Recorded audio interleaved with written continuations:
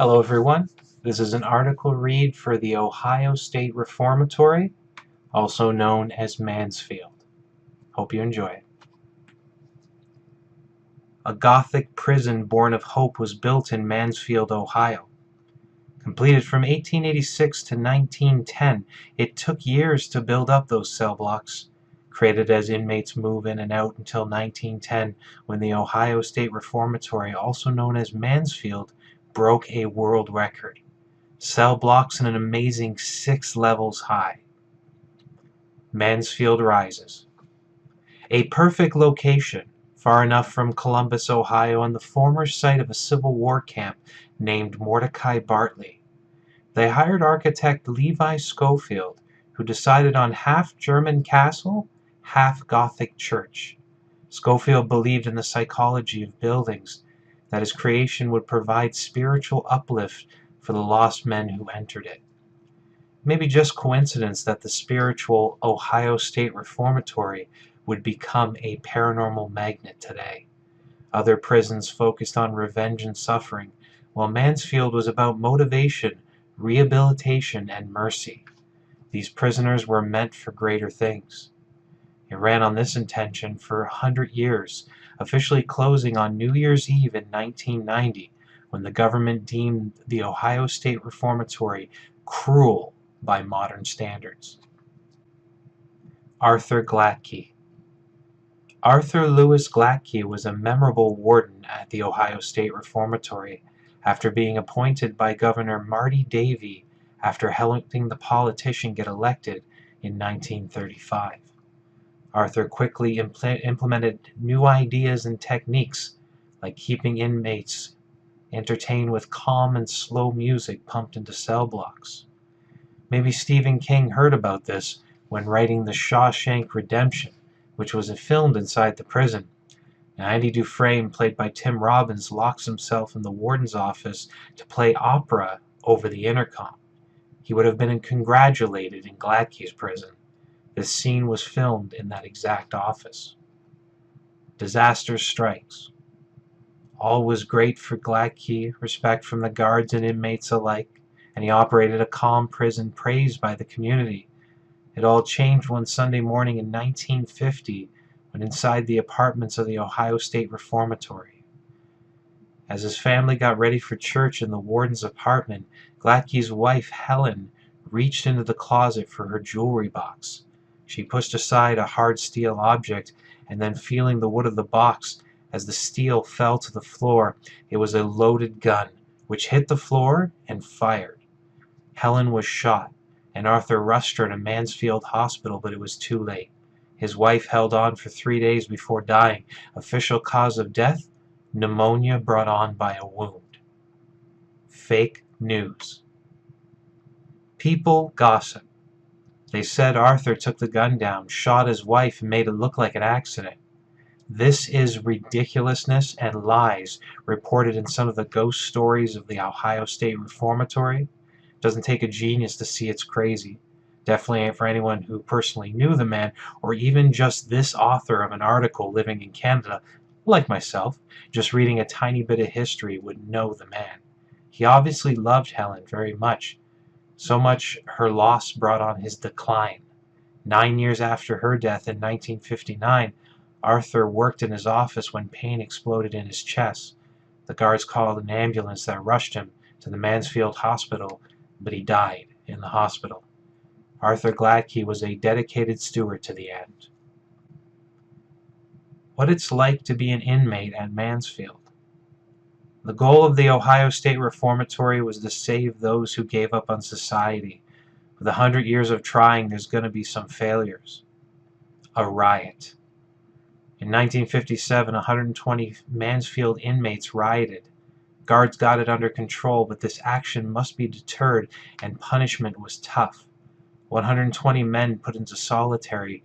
20 small cells made for 1 man each were packed with 6 each.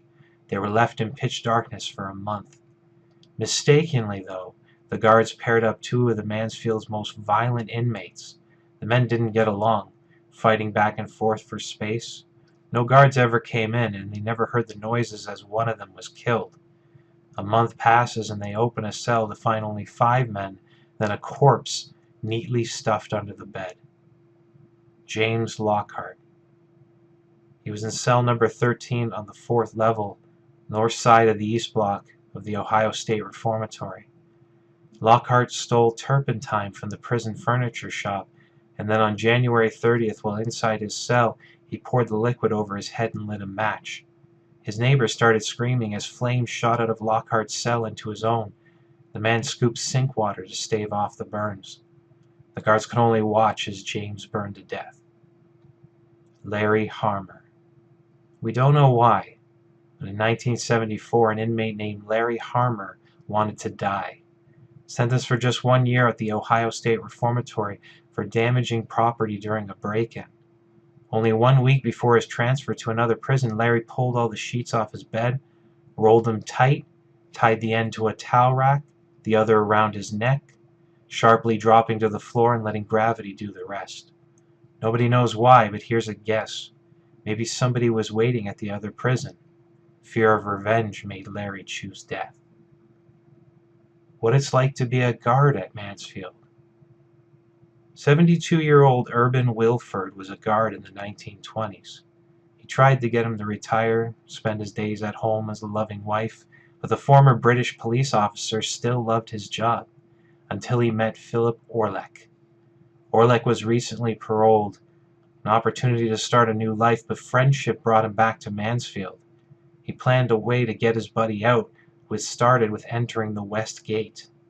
Wilford recognized the former inmate and blocked his path. Orleck pulled a gun and shot after shot until the guards rushed in. He successfully delayed Orleck so the other guards could take him down. However, the kindly old Wilford was dead. The once freed Orleck, however, followed him into death, and just 1 year later, via the electric chair. Another escape was attempted in 1932 as several prisoners tried sneaking out a back door as Mansfield guard Frank Hanger walked in. Most of the convicts ran, but 2 stopped to slow the guard. One con grabbed an iron bar and hit Hanger, knocked him to the ground as the other rushed in. They beat the guard with fists and the iron bar until Hanger stopped moving. They ran out the back door but were all quickly found. Every one of the inmates had Hanger's murder added to an already long sentence. For 2 of the inmates, the ones who physically murdered the guard, they met the cold wood of an electric chair. Revenge, the farm boss murders. Why would a free man ever return to Mansfield? First Philip Orleck, and then 20 years later in 1948, Robert Daniels and John West. These 2 would bring on the darkest event in the Ohio State Reformatory's long history. Daniels was a psychopathic personality, and West, very simply, a moron. In their 20s, they first met in a Mansfield cell, connecting on their shared enjoyment of robbery and chaos. Released on parole just 1 year apart, they'd meet up again in July of 1948. Walking into a local tavern, they shot the owner dead and wounded an innocent woman. She told the tale, and the media started calling them the Mad Dog Killers as Daniels and West went on a spree. Different cities, drinking, robbing, and hitting on girls, until one drunken night when they remembered a guard named Red. Back and forth, getting more angry with stories of Red's abuse. Revenge was worth a trip to Mansfield. Only a couple weeks after the tavern killing, Daniels knocked on the door of Mansfield farm supervisor John Niebel. They took John, his wife Phyllis, and their daughter into a field, forced them on their knees. Daniel put a gun to each of their heads and fired with little hesitation. The manhunt concluded with Daniels and West meeting the Van Wert County Police. Daniels captured alive as the simpleton West starts shooting. He hit a sergeant who falls to the ground, rolls, and fires back. West is hit between the eyes. Now a death row inmate, Robert Daniels is interviewed by the Movie Tone News. It's a dramatic conversation as Daniels repeated his confession. I just wanted Red. I'm sorry the wife and daughter had to die. There was no rope. After my score was settled with Red, I was ready to die. I haven't got it settled, but I guess I'll die anyhow. The audience was stunned when Robert Daniels winks at the camera. 1 year later, he dies via the electric chair. Hollywood visits Mansfield Reformatory. Mansfield Reformatory was the backdrop for many movies and TV shows like Harry and Walter Go to New York. They spend time behind bars and the real jail was still open when this was filmed in 1976. Tango and Cash. Sly Stallone and Kurt Russell filmed all prison scenes in Mansfield. Fallen Angels, a horror movie filmed entirely in Mansfield. Air Force One. Harrison Ford was in Mansfield, which was used as a Russian prison holding Ivan Radek. And of course, the most famous of them all, The Shawshank Redemption. The prison's exterior is Shawshank, and Gladkey's office was used as the warden's office in the movie. And the famous escape in a fake tunnel was also set up in Mansfield, which is still on display in the prison. Mansfield Reformatory is haunted. 154,000 inmates passed through Mansfield in 100 years. 200 inmates and guards died from disease and other causes. Its energy, which creates a haunting, death mixed with Schofield's spiritual design, makes Mansfield unique. The following are sorted by locations inside Mansfield. The administration wing. Location of the warden's office and family's apartment, where Arthur and Helen Gladkey started towards death and where some believe they remain. The smell of roses hangs in the air near the pink bathroom, Helen's personal bathroom. Normally old buildings have trouble with heating and cooling when heat fills the apartment on hot days, but strangely, at its most sweltering outside, cold spots are felt in random spaces, and some ghost hunters are refreshed on the hottest days. Now, cold spots are common in haunted places, and it could be residual or leftover energy. Faint voices are heard as if in mid-conversation. Volunteers hear talking, a man and woman, when they're shutting down late at night. Faint voices whispering through the wall as they walk through the administration wing. Maybe some guests got lost on their way out or something like that, and they'll walk into Gladkey's apartment to find it empty and quiet. Now, Theodore Gladkey is the youngest son of Arthur and Helen, and he was raised in the apartment and hates how the building is run today. Wanting his views known to the paranormal community, Theodore sat down for an interview with ghost enthusiast Rebecca Muller. He said, "I find it hard to think a spirit stays in a place rather than with their loved ones. I think haunting a house is a concept left over from when people didn't move far from their birthplace. What if Mansfield Reformatory was destroyed? I have little respect for the ghost stories, all the inaccurate pieces, places where my parents died, and the sensationalism regarding their lives." The Chapel. A mysterious space inside Mansfield Reformatory, not due to religious gatherings of reformed men, but because of what the guards did. They used the space to torture inmates. Orb photos are captured inside the chapel. Other than a creepy-looking legends, the story ends there, for now. The Infirmary. Death in Mansfield's infirmary was normal. Like the unspoken mystery around hospitals, its energy feels different. Dread, depression, and nausea affecting visitors. Injured and diseased reformatory inmates spend a lot of time in this room. Some never left. Walk through the infirmary and be sensitive to the temperature. Like Gladkey's apartment, cold spots are felt. The Basement. The unproven legend of a 14-year-old boy who wanders the basement. This little former employee communicated with psychics how some inmates cornered him in the basement. He says, "They beat me to death." Why this happened is unknown. The Library. The most impressive room in the Ohio State Reformatory, and everyone knows there's nothing like ghosts in a library. Objects are seen moving around the room, and a woman seen gliding through the room as visitors enter. A quick blur and then nothing, making people question what they saw. Communication has revealed the ghost to be a nurse.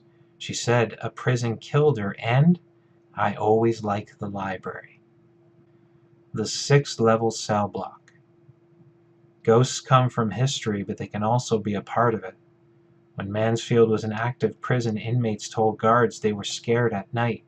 Sound asleep, they'd feel hands grabbing at the bed sheets, fabric pulled tight and loose again, like a ghost was tucking them in. Different inmates all over the jail with the same experience at lights out. Some scrambled out of bed to see the once loose covers tucked neatly under the mattress. The most violent inmates completely freaked out. Reported to graveaddiction.com in 2006, Carrie says, "I just got back from visiting Mansfield and we had an experience in the cell marked with an X. Taken back to the cell block after a tour, 9 of us and a guide heard something in the hallway. The guide went silent. It sounded like running, and she yelled out, 'Running is not allowed,' thinking it was a guest. Then she noticed no one was missing as a distant cell door slammed. As we left, I noticed our guide, looking scared and soaked with sweat." Also reported to graveaddiction.com, Gina says, "Our group was walking down metal stairs from the tower. My friend and I in the back, with some high school students in front. I'm clumsy and held tight to my friend's hand and the railing. Someone slapped my back. I fell forward into my friend and over to the side of the rail. My arm clutched as my muscles pulled to a painful angle. Then down to a knee I quickly spun to face my attacker. No one was behind me." Reported to the Ohio State Reformatory's Facebook page, Randy says, "On my last visit to the Mansfield, my camera and recorder picked up some tapping on the walls of a jail cell. My friend and I thought it was Morse code. My buddy was in the military, and being familiar with the code, he listened closely. It wasn't Morse, but maybe a code developed by prisoners to communicate without the guards knowing. The tapping noise was caught on a recorder just in that cell and no other time during our visit." The Hole, solitary confinement. The Hole embodied suffering for 100 years.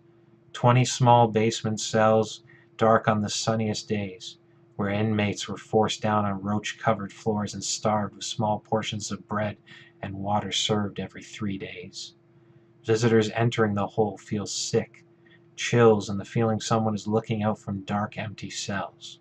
Some have seen glowing eyes. Again from graveaddiction.com, Michelle reports in 2007, "I worked in Mansfield last year and was assigned to the Hole.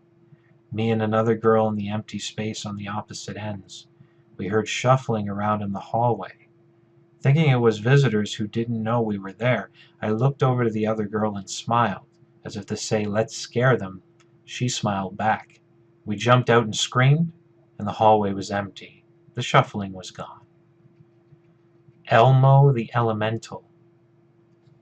Negative energy rarely has a name, but not at Ohio State Reformatory. Not a human ghost, but an element appearing in many guest photos, a shining familiar red glow like a Muppet named Elmo. Elmo has no shape and causes feeling of fear and anger in visitors. Elmo's believed to be dangerous. Accidents happen when he appears, like guests being pushed on stairs, or the feeling of being hit when something unseen, and also photo evidence revealing the guilty red glow. They say if he's bright red, then Elmo's posing, or if a cluster of 3 red orbs, a rotten smell will soon follow. A group walked through one room as the smell rolled in, looking around, accusing each other of something, and then every camera shuts off at the same time.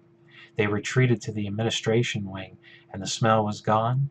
All cameras came back on. The Inmate Cemetery. Unclaimed inmates rest in a godless field just outside the fence. 215 markers as a final honor to men claimed by influenza, tuberculosis, and violence. Not much to report from the cemetery. The main reason is you are not allowed to investigate. There's a working prison behind the Ohio State Reformatory, and the cemetery sits on restricted space. If you mistakenly stumble back, a dark SUV will soon approach. Guards emerge and grill you with questions, and you may be arrested. Still, it's worth a visit. The Ohio State Reformatory appears on many lists of America's most haunted places. A big participant in the Save History with Ghosts movement. Everything at Mansfield started with positive good intentions, as Schofield had no idea what would happen. Today it's a spooky, abandoned complex and filled with enough dark energy to draw any enthusiastic ghost hunter. Bonus story: The Ghost of Reformatory Road. Directly across the road from the Ohio State Reformatory once stood a wood farmhouse. Locals remember the lilacs surrounding and a beautiful lily pond owned by Phoebe Wise. It's the late 1800s and the townsfolk think she's insane. They see her having full conversations with her horse, dog, and many stray cats. The farm was inherited from her father, a successful surveyor in Mansfield. After his death in 1887, the once nice house fell into disrepair. As years passed, Phoebe was living alone. She didn't work, and money concerns caused her to sell half the land. For some odd reason, people thought she was rich because she didn't trust banks. They thought a fortune was stuffed somewhere inside that house. And on Christmas Eve in 1891, 3 men went to prove this, but Phoebe heard them coming. She walked into the sitting room to see the men holding guns. Bandanas covered their faces. One grabbed and squeezed Phoebe's throat as another yelled for the money. She coughed out, "I'll show you," but didn't move. They tied her to a chair, lit a torch, and burned her feet while screaming, "Where's the money?" She gave up and led them to a diamond ring, gold watch, a chain, and some cash, but no treasure. The frustrated men sat in the kitchen and ate pie, deciding how to share the measly loot before leaving. The police quickly arrested the men. None of them would spend any time in jail, though. The crime brought unwanted fame to Phoebe Wise. A stranger named Jacob started stalking her. He'd visit the Reformatory Road house many nights, tapping on her window, knocking at the door, and watching her through those windows. He said Phoebe's beautiful piano music enticed him to go into the house, where Jacob assaulted her. The disturbed man was arrested and went to jail, and then an insane asylum before being released. He walked right back to Phoebe's house one last time in May of 1898 and yelled through an open window, "Marry me or kill me, Phoebe Wise." She chose the second, pointing her rifle through the window and firing, hitting his shoulders and lungs and instantly killing the disturbed man. The Mansfield News-Journal reported soon after, "Phoebe Wise rids herself out of intolerable nuisance." She was never arrested. Phoebe Wise died in 1933 of old age. The famed house left abandoned, but not for long. Locals who believed in the treasure broke in, tore apart the floors and walls, but the treasure was never found. Now an empty field, the house is a distant memory and Phoebe is believed to still be there. They see her walking along Reformatory Road at night, mostly seen by ghost hunters staring out the windows of the Ohio State Reformatory. I hope you enjoyed the story, everyone. Thanks for listening. If you'd like to download the audio version of this, there'll be a link in the description below.